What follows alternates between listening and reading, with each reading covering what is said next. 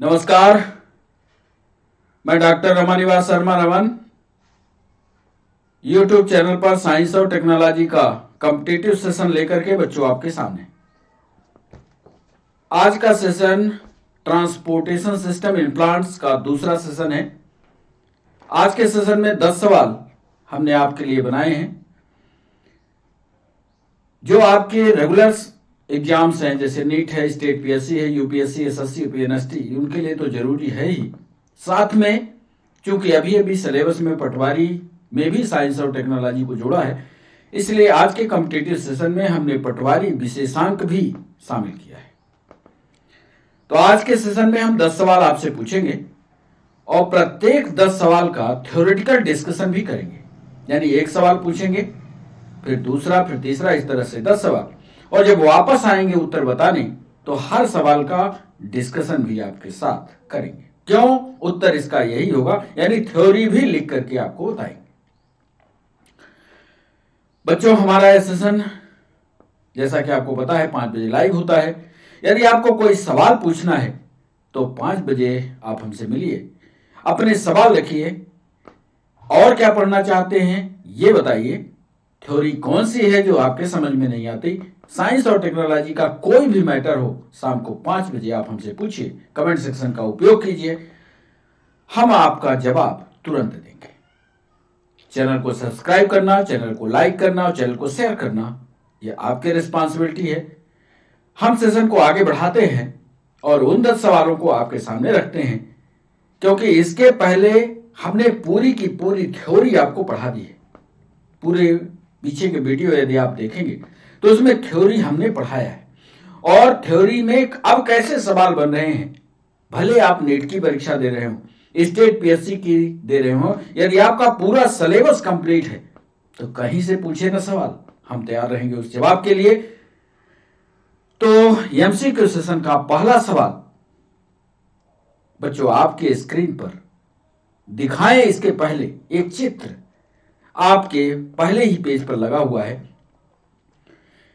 हम जड़, तना, पत्ती में पौधे को बांटते हैं और मानते हैं कि जमीन से पौधा पानी ग्रहण करता है, पानी पत्तियों तक पहुंचाता है, खनिज पदार्थ पत्तियों तक पहुंचाता है, वहां पर इनका खाना बनता है, पत्तियों में क्लोरोप्लास्ट होता है, सूर्य का प्रकाश लेता है। ये सब कुछ डिस्कशन हो चुका है। बना हुआ खाना किस रूप में होता है, आज इन सभी बिंदुओं पर हम आज आपसे सवाल पूछने जा रहे हैं। तो पहला सवाल बच्चों आपके स्क्रीन पर यह रहा। निम्न में से कौन सा, सोच विचार कर जवाब दीजिएगा, निम्न में से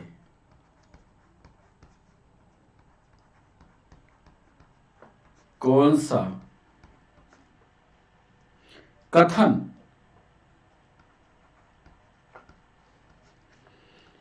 विपरीत परासरण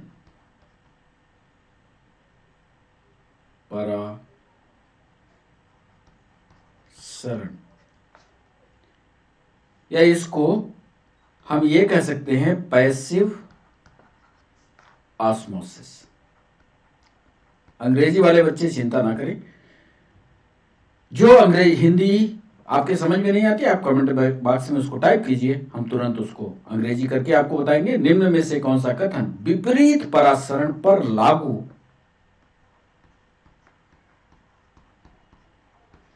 लागू नहीं होता।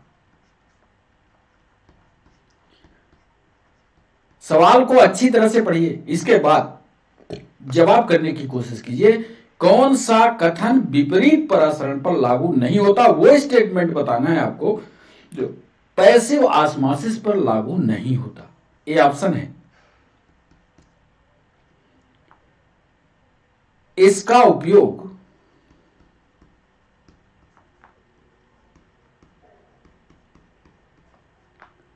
जल के शुद्धिकरण में होता है, प्यूरिफिकेशन ऑफ वाटर में होता है, जल के शुद्धिकरण में होता है, बी ऑप्शन दे रहे हैं इस तकनीक में, इस टेक्निक में, इस तकनीक में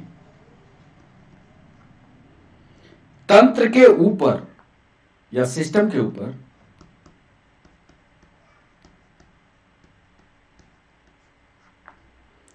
परासरणीय दाब से, ऑस्मोटिक प्रेशर, ऑस्मोटिक प्रेशर से अधिक दाब लगाया जाता है।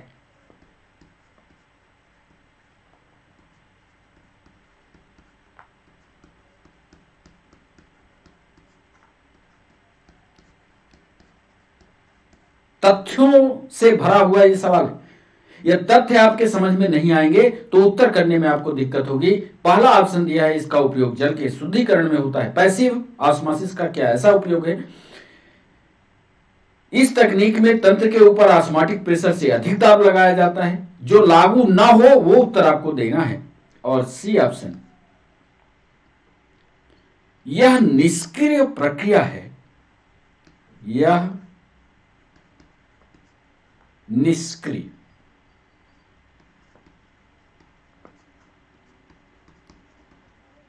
प्रक्रिया है या पैसिव प्रोसेस है, इनएक्टिव प्रोसेस है।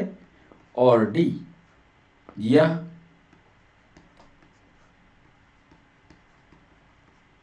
सक्रिय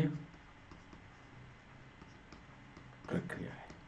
देखिए सवाल बहुत लंबा है, सवाल में सोचने का भी बहुत जरूरत नहीं है, सीधा उत्तर हमने लिखा है। आप ये देख करके कि सवाल बहुत बड़ा है इसका उत्तर और कठिन होगा, ये बिल्कुल गलत है। सही जवाब पर टिक कीजिएगा और ये बताइएगा कि इसका उपयोग जल के शुद्धिकरण में होता है। जो लागू ना हो पैसिव ऑस्मोसिस में उसी को बताना है आपको। जो पैसिव ऑस्मोसिस पर लागू नहीं होता, बार बार कह रहे हैं पैसिव ऑस्मोसिस पर लागू नहीं होता। पहले ऑस्मोसिस पढ़िए, फिर एक्टिव ऑस्मोसिस पढ़िए, फिर पैसिव ऑस्मोसिस पढ़िए, तब जाकर के इस प्रश्न का जवाब ढूंढिए। और यदि आप सही जवाब कर पाए तो आपकी जय हो, और यदि आपसे नहीं बना तो आज हमने इस प्रश्न के लिए डिस्कशन का पेज लगाया है। थ्योरी आपको लिख करके समझाएंगे। दूसरा सवाल आपके स्क्रीन पर ये रहा। किस, आपने लीव्स पढ़ी होंगी, पत्तियां पढ़ी होंगी, पत्तियों से जुड़ा हुआ सवाल नीट में पूछा गया, पीएनएसटी में भी पूछा गया। किस पत्ती में, सवाल देखिए, किस पत्ती में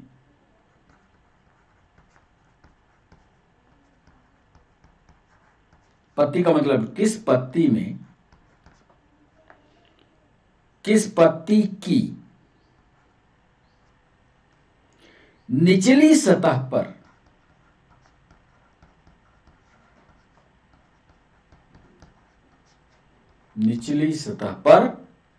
अधिक रंध्र पाए जाते हैं या पोर्स पाए जाते हैं, रंध्र।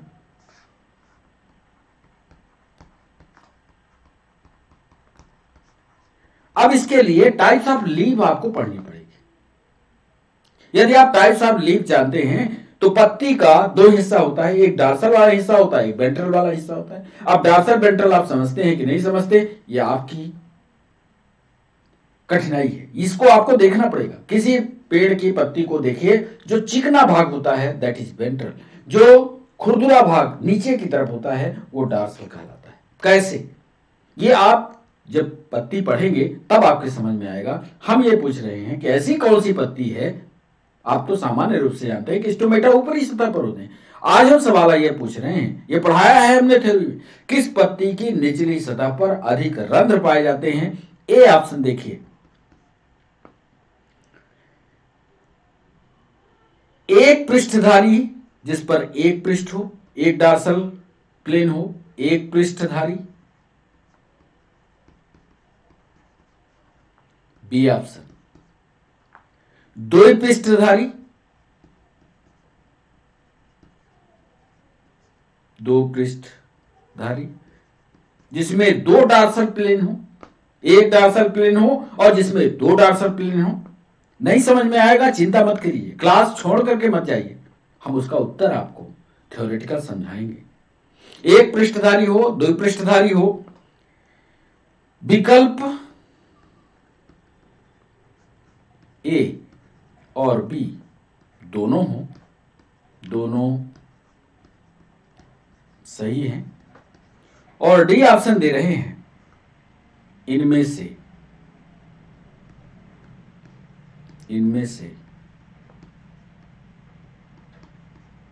कोई नहीं।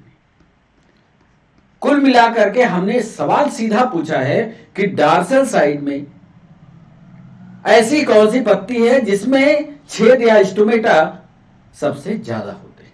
सीधा सीधा सवाल, सीधा सीधा जवाब। अभी जब हम क्लास लाइव करने जा रहे थे तो हम लुसेंट के उस पन्ने को, उस लाइन को देखा और हमने तुरंत सवाल बनाया, किस पत्ती की निचली सतह पर अधिक रंध्र पाए जाते हैं? एक पृष्ठधारी पर, 2 पृष्ठधारी पर, विकल्प ए और बी दोनों पर, या इनमें से कोई नहीं? सही जवाब कीजिएगा, और नहीं बनेगा तो उसका डिस्कशन का पेज हमने लगाया है, डिस्कशन करके आज आपको समझाएंगे भी। रुकिएगा सेशन तक। तीसरा सवाल, एक पौधा जन्म लेता है, फिर बड़ा होता है, फल फूल सब देता है, और एक अवस्था ऐसी आती है कि वो पौधा कमजोर होने लगता है। एक सेशन ऐसा आता है जैसे सभी जीवों में आता है, हम जन्म लेते हैं, फिर बड़े होते हैं, जवान होते हैं, बुढ़े होते हैं, अंत में मरते हैं। उसी तरह से पौधों में भी होता है। वहीं से एक सवाल यूपीएससी ने पूछा, जरा देखिए सवाल को कितनी गंभीरता से पूछता है। जब पादप में, जब प्लांट में जीर्णता होती है, जीर्णता, अब जीर्णता को यहां पर आप बुढ़े से लगा लीजिए, ओल्ड एज का लगा लीजिए, जीर्ण शीर्ण हो गया, यह मुद्दा है। जब प्लांट में जीर्णता होती है तो न्यूट्रिएंट्स जो होते हैं, यानी पोषक पदार्थ, तो पोषक पदार्थ, अब बताइएगा इसका, ए ऑप्शन में कलेक्ट होते हैं, एक्यूमुलेट होते हैं, या इसको हिंदी में कहें तो एकत्रित होते हैं। बी ऑप्शन दे रहे हैं कोशिका भित्ति से, यानी सेल बाल से बंध जाते हैं। बिल्कुल प्रैक्टिकल बायोलॉजी है ये, बिल्कुल इसमें साइंस ज्यादा नहीं घुसी है, प्रैक्टिकल बायोलॉजी जो आप देखते हैं वही हमने सवाल ये रखा है। तीसरा ऑप्शन दे रहे हैं स्थानांतरित या ट्रांसलोकेट नहीं होते, ट्रांसलोकेट नहीं होते, और डी ऑप्शन दे रहे हैं इनमें से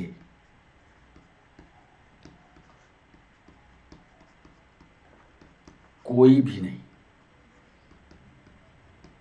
हमने सवाल पूछा, जब प्लांट बुढ़ा हो गया, जीर्णता आ गई, तो जो उसके मिनरल्स हैं, जो न्यूट्रिएंट मटेरियल है, उनका क्या होता है?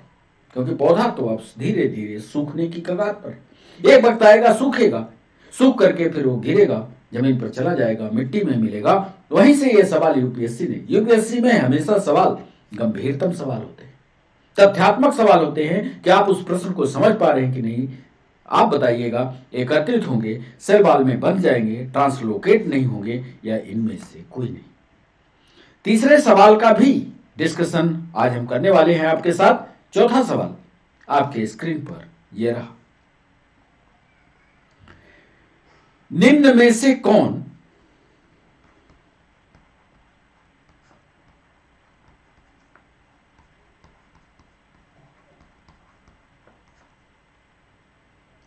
बाष्पोत्सर्जन को, यानी ट्रांसपिरेशन को ट्रांसपिरेशन की परिभाषा आप जानते हैं। वहीं से यह सवाल हमने बनाया कि निम्न में से कौन ट्रांसपिरेशन को डायरेक्ट रूप से यानी प्रत्यक्ष रूप से प्रभावित नहीं करता।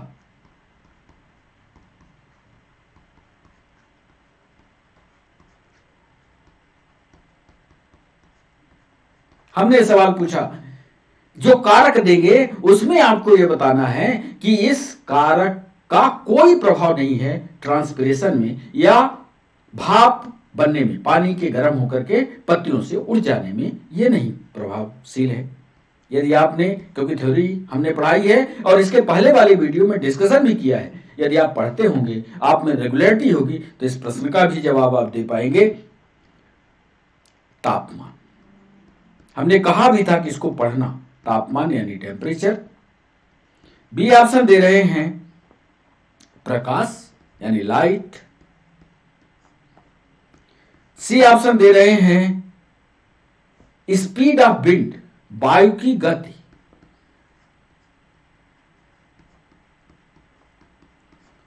और डी ऑप्शन दे रहे हैं पत्तियों में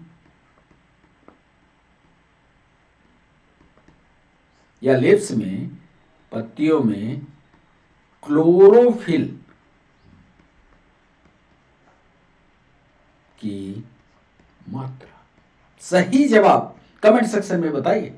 कौन सा ट्रांसपिरेशन को डायरेक्ट रूप से, इनडायरेक्ट पर मत जाइएगा, डायरेक्ट हमने पूछा है, सीधा सवाल, प्रत्यक्ष रूप से कौन प्रभावित नहीं करता? क्या वो तापमान है, क्या वो प्रकाश है, क्या वायु की गति है, या पत्तियों में क्लोरोफिल की मात्रा है? नहीं बना तो उसका डिस्कशन भी हम लिखेंगे आज और आपका नोट्स भी बनवाएंगे। 5वां सवाल आपके स्क्रीन पर यह रहा। शर्करा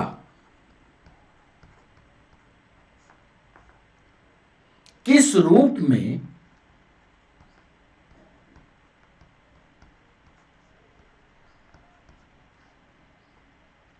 फ्लोएम द्वारा संचरित होती है? फ्लोएम द्वारा संचरित। हमने बताया था कि जाइलम और जाइलम जो होता है पानी और मिनरल पहुंचाया पत्ती के पास। अब पत्ती ने अपना किचन का काम शुरू किया, किचन की पूरी प्रक्रिया होती है, लेकिन कौन सा खाना बनता है? फिर से सवाल थ्योरी में हमने पढ़ाया है। यदि आपने थ्योरी वाले वीडियो को पढ़े होंगे तो ये जवाब भी आपसे बनेगा। ए ऑप्शन दे रहे हैं, क्या वह ग्लूकोज है? बी ऑप्शन दे रहे हैं, क्या वह फ्रक्टोज है? सी ऑप्शन दे रहे हैं, क्या वह सुक्रोज है? और डी ऑप्शन दे रहे हैं, क्या वह राइबोज है? बच्चों सही जवाब कमेंट सेक्शन में बताइएगा। यदि आपको इस पर भी सवाल है तो कमेंट सेक्शन का उपयोग कीजिए, सवाल पूछिए हमसे। वैसे भी जल्दी हम लाइव क्लास शुरू करने वाले हैं। जब लाइव क्लास में रहेंगे तो आप जो भी पूछोगे उसका जवाब आपको तत्काल मिलेगा। शर्करा किस रूप में फ्लोएम द्वारा संचरित होती है? क्या वो ग्लूकोज है, क्या फ्रुक्टोज है, क्या सुक्रोज है, क्या राइबोज है? ये कैसे बनता है ये भी लिखेंगे आज हम डिस्कशन के इस पन्ने पर। 6वां सवाल आपके स्क्रीन पर ये रहा। एक हमने गटेशन की बात की थी, आप थ्योरी का वो वीडियो पढ़िएगा। हमने गटेशन या हिंदी इसकी थी बिंदु स्राव। उसी से जुड़ा हुआ एक सवाल आपसे पूछ रहे हैं कि बिंदु स्राव की प्रक्रिया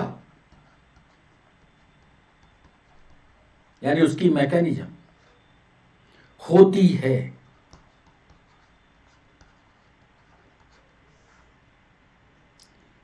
यह फॉरेस्ट में पूछा गया सवाल, वन रक्षक की परीक्षा में पूछा गया सवाल है कि गटेशन की प्रक्रिया होती है।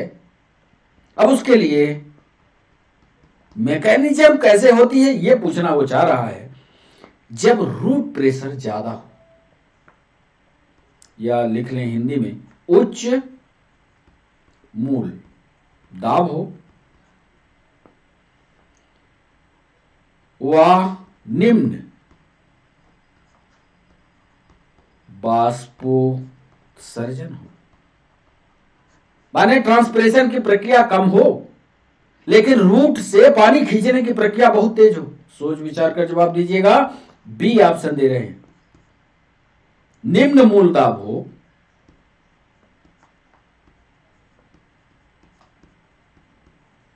माने लो ऑस्मोटिक प्रेशर हो, निम्न रूट प्रेशर हो और उच्च बाष्पोत्सर्जन हो। ट्रांसपिरेशन बहुत तेजी से हो रहा हो। सी ऑप्शन दे रहे हैं। रूट प्रेशर व ट्रांसपिरेशन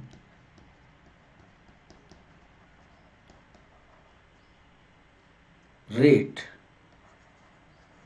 दर दोनों बराबर हों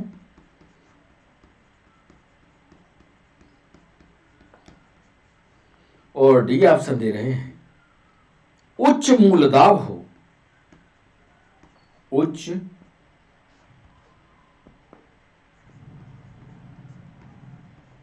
मूल दाब हो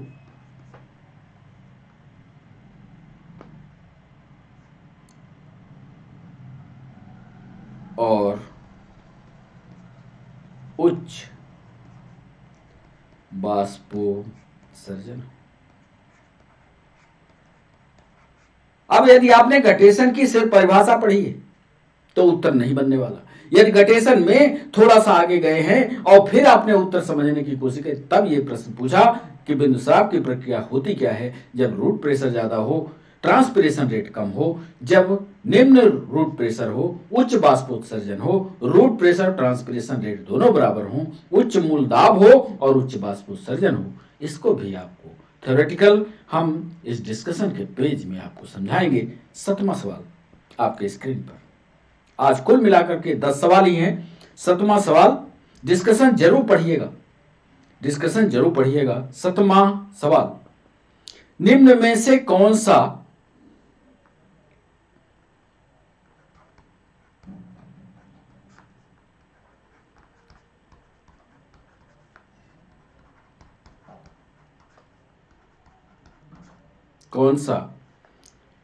एब्जॉर्प्शन का उदाहरण है। अब शोषण का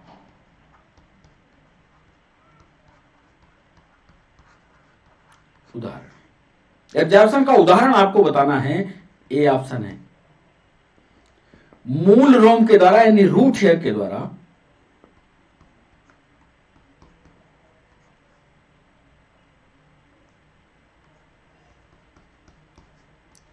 पानी का अवशोषण,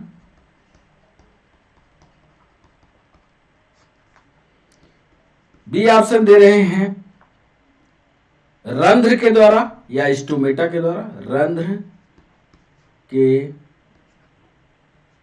द्वारा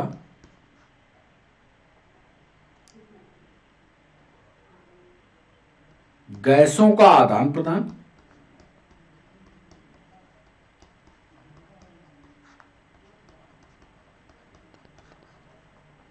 सी ऑप्शन दे रहे हैं मृदा में डालने पर या सॉइल में मृदा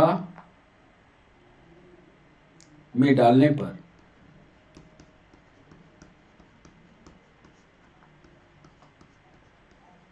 बीज का फूलना,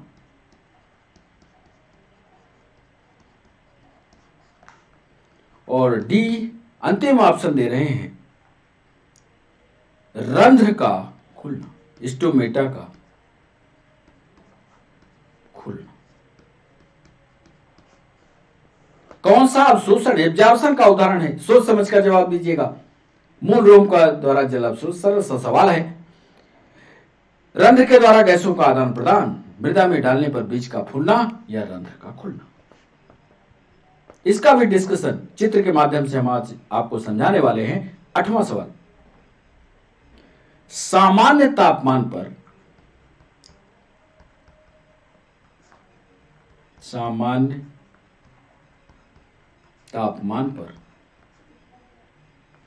शुद्ध जल का, प्योर वाटर का, शुद्ध जल का वाटर पोटेंशियल यानी जल विभव,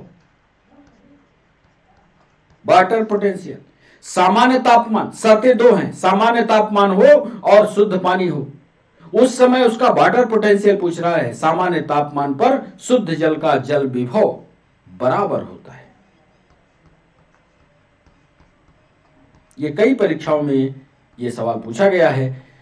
देखिए आपसे बनता है कि नहीं बनता। ए ऑप्शन है 10, बी ऑप्शन है 20, सी ऑप्शन है 0 और डी ऑप्शन है इनमें से कोई नहीं। सही जवाब पर टिक कीजिए। हमें बताइए कि शुद्ध जल का सामान्य तापमान पर जल विभव क्या होता है। इसका भी डिस्कशन हम लिखेंगे। 9वां सवाल आपके स्क्रीन पर। इस सवाल को सोचिएगा, 9वें सवाल को, तब उत्तर करने की कोशिश कीजिएगा। हम सवाल लिख रहे हैं कि सही विकल्प का चयन कीजिए।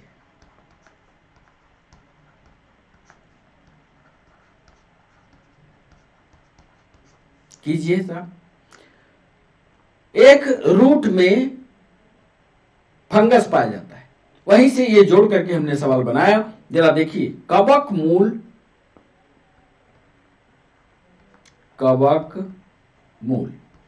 यानी फंगल रूट जो होती है, कवक का मूल तंत्र के साथ,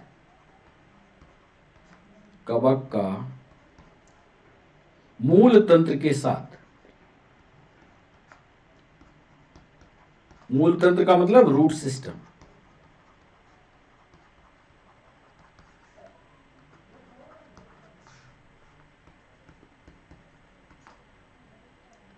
सहजीवी संगठन है।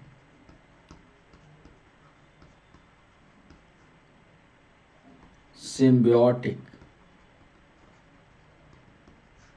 ऑर्गेनाइजेशन, सहजीवी संगठन है जो सहायक है,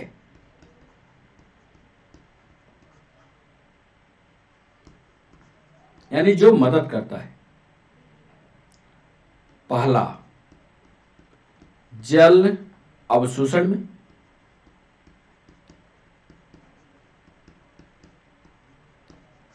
दूसरा पोषक तत्व पोषण में, या लिख लीजिए पोषण में,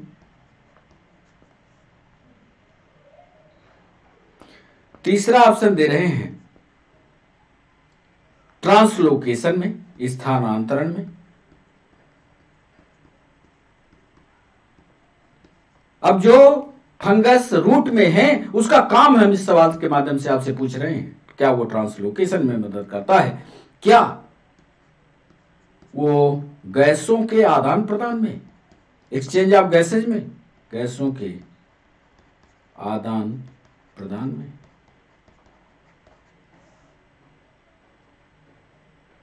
कोड दे रहे हैं, ए पर बताइएगा केवल फर्स्ट, बी पर बताइएगा केवल सेकंड, पहले सवाल को पढ़िएगा, सी पर बताइएगा फर्स्ट और सेकंड दोनों, और डी पर बताइएगा सेकंड और थर्ड दो। सही विकल्प का चयन करना है। विकल्प आपका सही हो। कवक का मूल तंत्र के साथ सहजीवी संबंध संगठन है जो किसमें सहायता करता है, क्या वो जल अवशोषण में सहायता करता है, क्या वो पोषण में सहायता करता है, क्या वो ट्रांसलोकेशन में करता है, क्या गैसों के आदान प्रदान में करता है। केवल एक सही है ABCD पर सही ऑप्शन कीजिएगा। इसको भी लिख करके समझाएंगे। और आज के सेशन का अंतिम सवाल अब आपके सामने है। गलत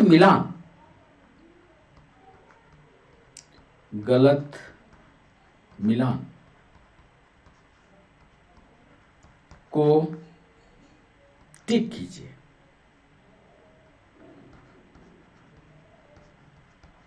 जो चीज गलत है उसी को टिक करना है, ए ऑप्शन। जबकि पढ़ाया है थ्योरी में एमाइलोप्लास्ट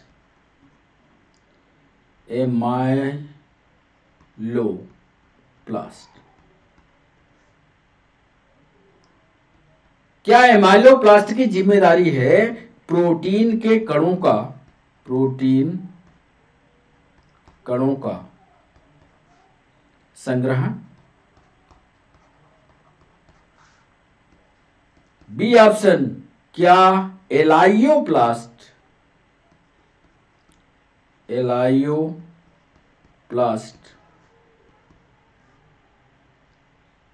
तेल और वसा का संग्रहण? सी ऑप्शन दे रहे हैं क्लोरोप्लास्ट। ध्यान रखिएगा, गलत मिलान को टिक करना है। क्लोरोप्लास्ट बराबर पर्णहरिम में यानी क्लोरोफिल में उपस्थित रंजक। और डी ऑप्शन दे रहे हैं क्रोमोप्लास्ट।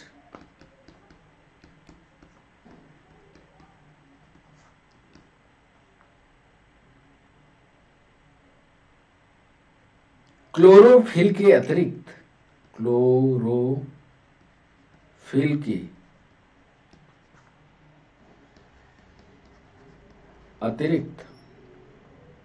रंगीन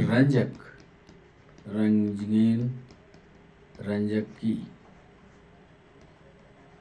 उपस्थिति। गलत मिलान बताना है। क्या एमाइलोप्लास्ट क्या काम करता है? यदि आप जानते होगे तभी तो गलत मिलान कर पाओगे। पूरी थ्योरी को एक साथ साट दिया हमने। एमाइलोप्लास्ट का काम जानते हो, एलाइयोप्लास्ट का काम जानते हो, क्लोरोप्लास्ट का काम जानते हो, क्रोमोप्लास्ट का काम जानते हो। यदि सही जवाब आपको पता होगा तो आप इस उत्तर को कर पाओगे। यदि नहीं पता होगा तो फिर नहीं बनेगा।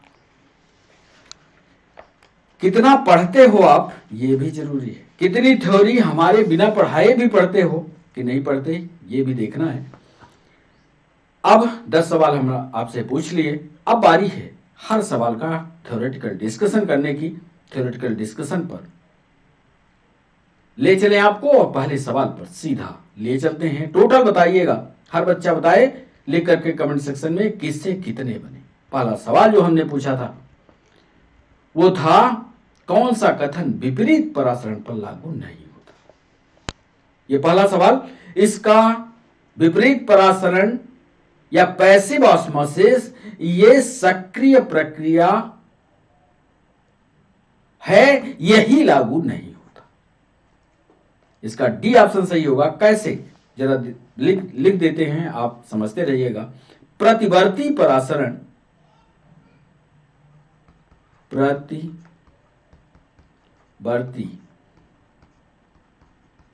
परासरण सक्रिय प्रक्रिया नहीं है।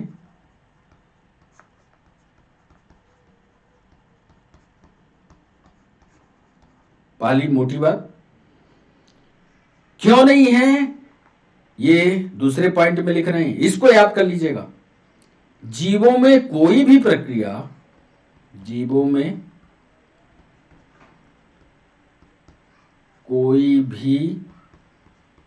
प्रक्रिया तब सक्रिय कही जाती है, तब सक्रिय या एक्टिव कही जाती है जब उसके पूर्ण होने में, ये पढ़ाया है हमने थ्योरेटिकल डिस्कशन में, पूर्ण होने में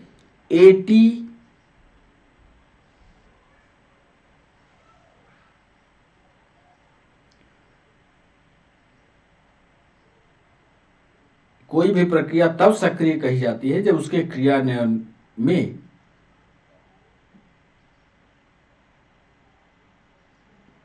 पूर्ण होने में एटीपी का सहयोग होता है।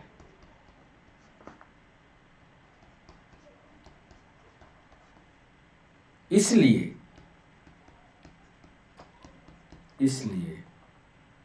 ऑस्मोसिस, रिफ्लेक्स ऑस्मोसिस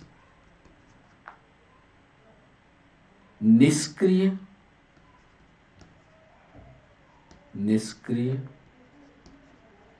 प्रक्रिया। समझ गए होंगे आप। इसका डी ऑप्शन सही होगा। दूसरा सवाल, किस पत्ती की निचली सतह पर अधिक रंध्र पाए जाते हैं? कुछ पत्तियों में एक पृष्ठ होता है, एक डार्सल हिस्सा होता है। आपने देखा होगा पत्तियों का, एक ये हिस्सा होता है, एक इसके ऊपर वाला जो हम नहीं दिखा पा रहे। किस पत्ती की निचली सतह पर, जिस पत्ती में सिर्फ और सिर्फ एक डार्सल एंड होता है, एक डार्सल सिरा होता है, उसमें सबसे ज्यादा रंध्र होते हैं। यही बात हम इसमें लिखने वाले हैं। दूसरे में, किस पत्ती की निचली सतह पर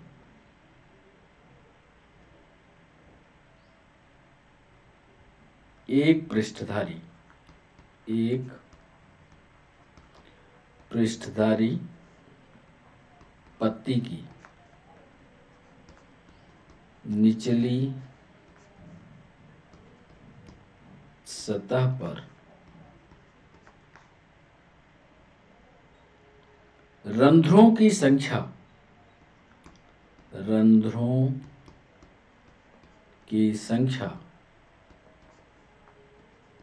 सर्वाधिक पाई जाती है।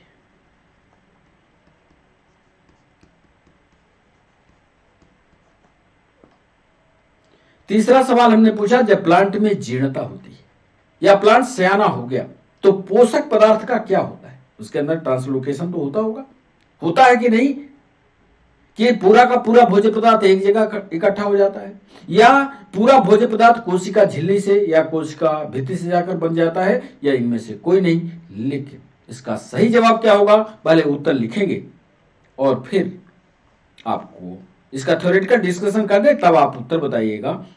जीर्णता पादपों की सुनियोजित मृत्यु होती है। सुनियोजित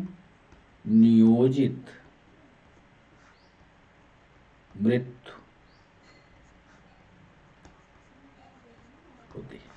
एक बात, जीर्णता हुआ मतलब पौधा कमजोर हुआ और एक सिस्टमेटिक उसका सिस्टम बना हुआ है कि इसके बाद पौधा जो है ये समाप्त हो जाएगा। जीर्णता के समय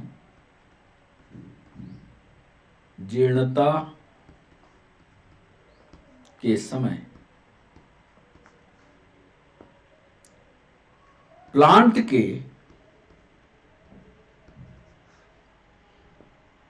विभिन्न भागों में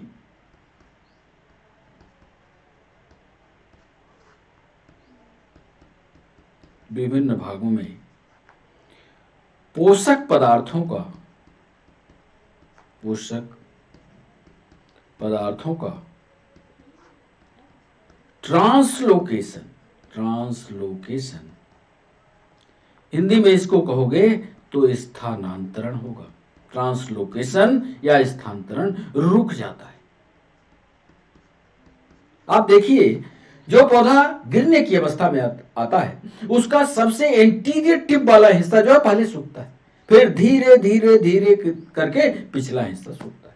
जड़ वाला हिस्सा सबसे लेट सूखता है, क्योंकि भोजन का कलेक्शन तो जड़ वाले हिस्से से ही शुरू होता है। तो इसलिए सबसे पहले पत्तियों का सबसे ऊपरी किनारा पहले सूखता है, फिर नीचे सूखते हैं। तो यानी भोज्य पदार्थ का ट्रांसलोकेशन रुक जाता है। अब आइए उत्तर की ओर, और इसमें सही जवाब होगा सी, यानी ट्रांसलोकेट नहीं होते। पोषक पदार्थ जब जीर्णता आती है तो भोज्य पदार्थ का ट्रांसफर नहीं होता, या जड़ जो है वो पानी नहीं पहुंचाती, या पत्ती जो खाना बनाती है वो पौधे के विभिन्न भागों में नहीं पहुंचता। चौथा सवाल, निम्न में से कौन सा ट्रांसपिरेशन को प्रत्यक्ष रूप से प्रभावित नहीं करता?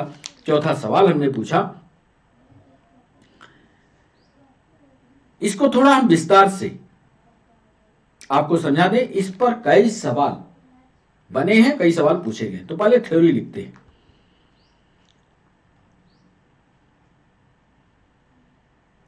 विकल्प ए, बी और सी। अब आइए थोड़ा पहले ए बी सी लिख दिया। विकल्प ए बी सी बाष्पोत्सर्जन की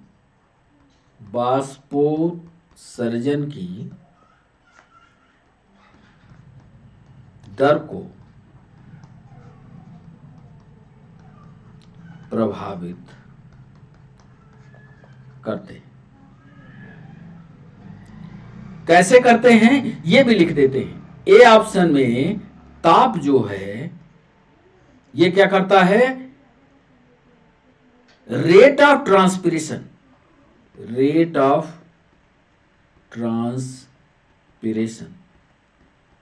यानी बाष्पोत्सर्जन की दर को क्या करेगा? बढ़ा देगा, बढ़ाता है।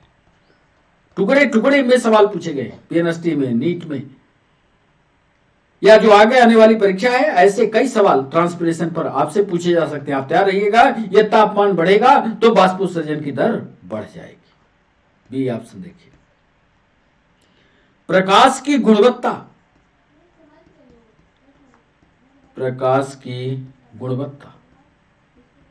गुणवत्ता का मतलब आप किस टाइप की लाइट दे रहे हो? अंधेरे वाली लाइट दे रहे हो, अच्छा सीधा सूर्य का प्रकाश दे रहे हो, यानी quality of light.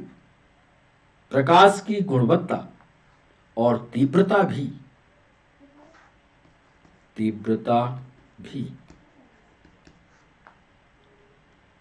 Rate of transpiration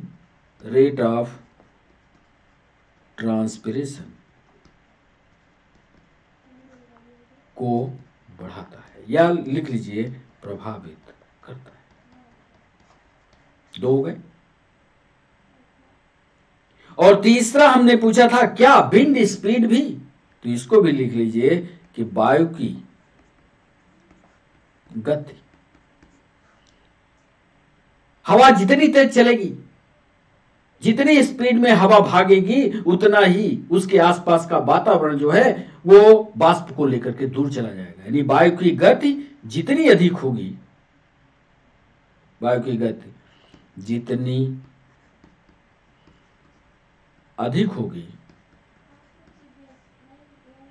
transpiration की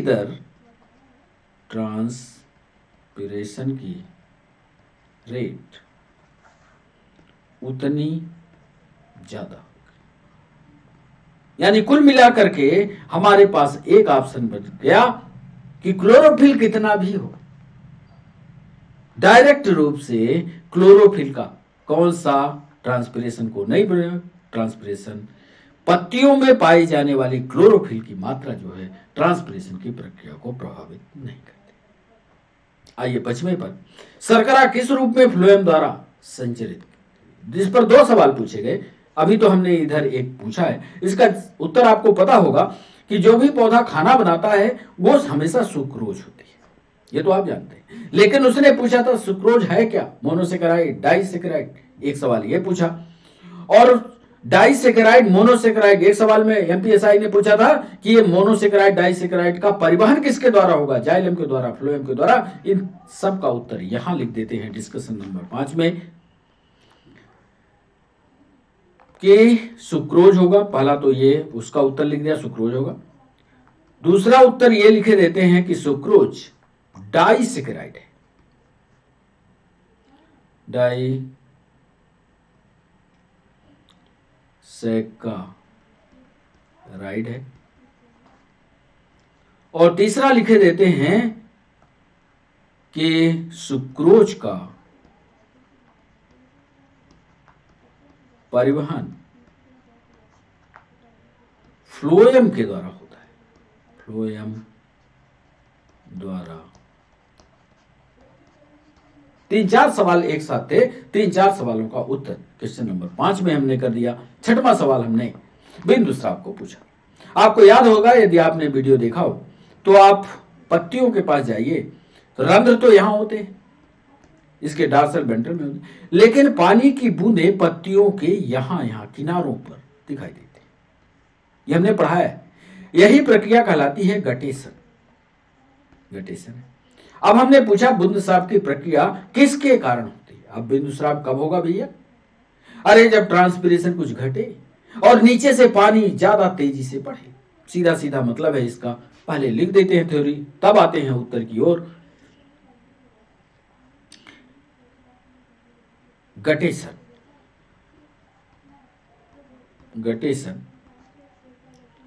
देखिए, हायर रूट प्रेशर। एक बार थ्योरी समझ लोगे तो कोई दिक्कत नहीं हो। मान लीजिए ये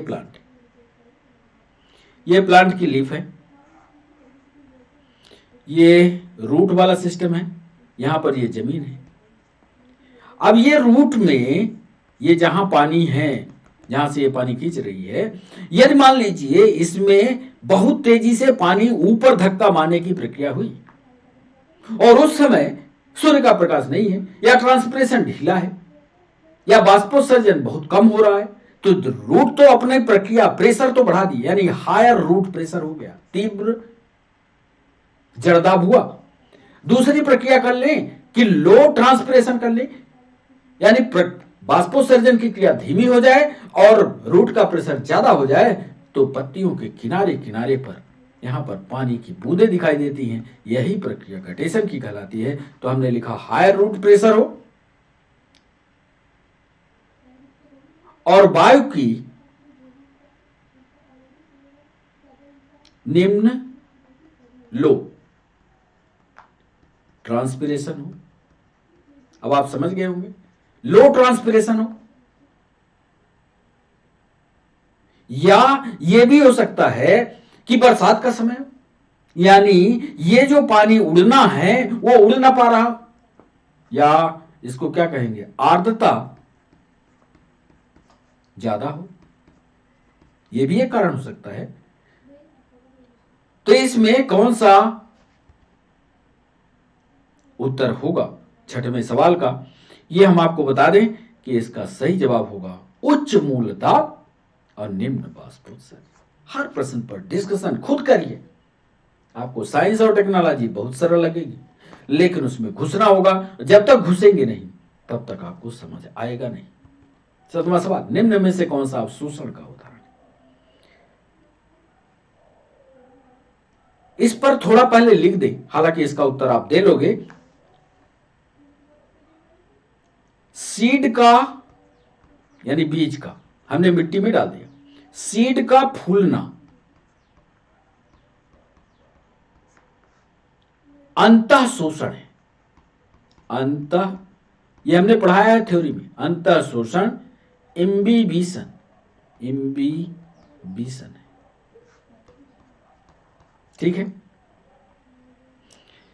एक चीज और लिख दें, एक सवाल और पूछा गया कि इम्बिबिशन या अंतः शोषण एक, याद कर लीजिएगा, एक सरल विसरण है। सरल विसरण है, यह भी याद रखिएगा। और तीसरा ये लिखिएगा कि ये विसरण सांद्रण के मैग्नीट्यूड पर, सांद्रण की प्रवणता पर, सांद्रण प्रवणता पर के द्वारा प्रभावित होता है।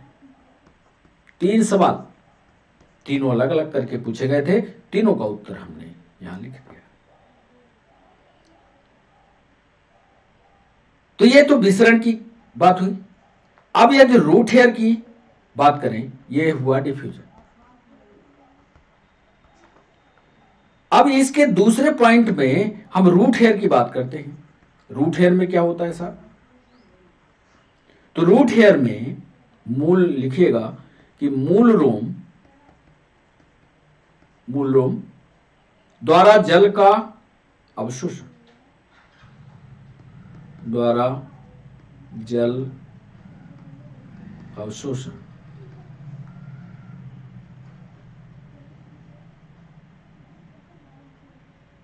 मूल रोम द्वारा जल का अवशोषण। मूल रोम जल अवशोषण का उदाहरण है।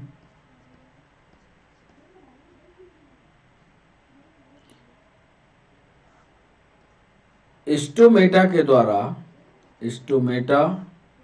द्वारा गैसीय आदान प्रदान विसरण का उदाहरण है। विसरण का उदाहरण है। और एक चीज और पूछा था, नीट में यह सवाल पूछा था कि रंध्रों का खुलना, स्टोमेटा का खुलना, ये भी लिखे देते हैं थ्योरी में, पढ़ लेना इसको। ऐसा नहीं कि सिर्फ रट लो, इस प्रक्रिया को जो हम लाइन लिख रहे हैं इसका प्रैक्टिकल अनुभव कर लेना। स्टोमेटा का खुलना टर्गर प्रेशर का, स्फीत दाब या टर्गर प्रेशर का उदाहरण है। यानी इसका सही जवाब होगा मृदा में डालने पर बीज का फूल। ये तो अवशोषण का उदाहरण है। मूल रोम के द्वारा जल का अवशोषण, उदग्रहण होगा। ये उस तरह का जल अवशोषण नहीं होगा, इसमें एक्टिव जल अवशोषण होगा। मृदा में यदि सीड डाल दिया गया तो वो बीज फूल जाएगा। अब फूलना ये अवशोषण का उदाहरण। सातवां हुआ। आठवां सवाल हमने पूछा, मानक तापमान पर शुद्ध जल का विभव, वाटर पोटेंशियल। वाटर आपने केमिस्ट्री में पढ़ा होगा, वाटर पोटेंशियल। शुद्ध जो जल होता है, प्योर वाटर जो होता है, शुद्ध जल का जल विभव शून्य होता है। और एक सवाल में एक जवाब और यहां बता दें कि यह वाटर पोटेंशियल का या जल विभव का उच्चतम मान है। ज्यादा समय नहीं है कि हम इसको और विस्तार से आपको समझाएं, सिर्फ इतना समझ लीजिए कि इसका सामान्य तापमान पर शुद्ध जल का जल विभव शून्य होता है।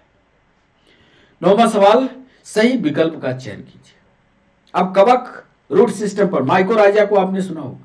माइकोराइजा का उदाहरण लेते हुए हमने ये सवाल बनाया था कि कवक मूल तंत्र के सहजीवी सिम्बियोटिक ऑर्गेनाइजेशन का संगठन है जो सहायक किस्में हैं। केवल जल अवशोषण करता है, केवल पोषण करता है, करता क्या है? तो आप देखेंगे कि इसके दो, जल अवशोषण तो करेगा, इसके अलावा पोषण में भी मदद करता है। यानी इसका सी ऑप्शन सही होगा। कैसे सही होगा ये थ्योरेटिकल हम लिख करके आपको बताते हैं। पादपों के मूलों से संबंधित या रूट से संबंधित माइकोराइजा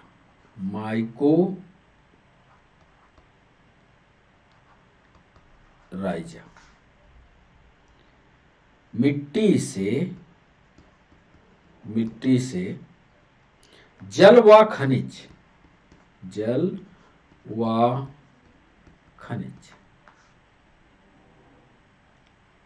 के अवशोषण में, जल और खनिज के अवशोषण में सहायक होते हैं।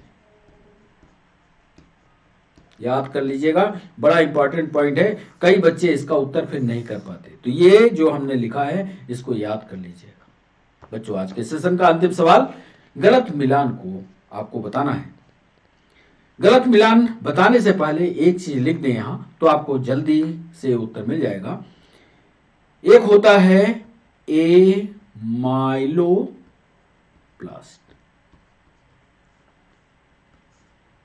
एक पिगमेंट है एमाइलोप्लास्ट,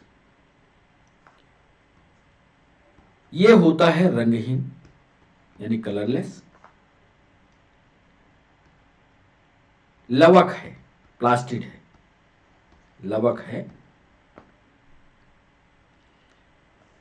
दूसरी बात, रंगहीन है, प्लास्टिड है। दूसरी, एमाइलोप्लास्ट जो है स्टार्च को संग्रहित करता है।